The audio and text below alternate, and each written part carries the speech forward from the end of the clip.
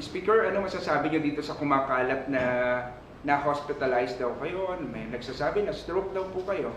Ay, sus, mag-ingat na tayo sa fake news. Andito na nga ako, buong araw, nagsusuti yung mga Christmas messages at iba pa. At mamaya, manonood ako ng pelikula kasama ng pamilya ko. Kahapon naman, makasama ko ang mga governors. Nag-dinner po kami.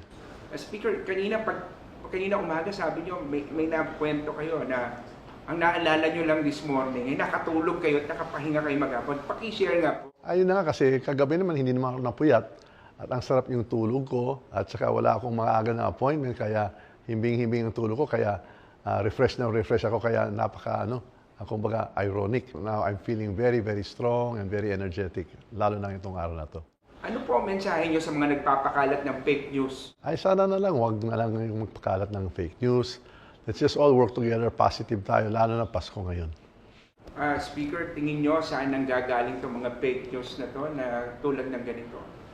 Ay siguro naman sa mga detractors ng House, lalo na sa nangyayari po sa mga hearings natin at siyempre naman may nagbabatikos.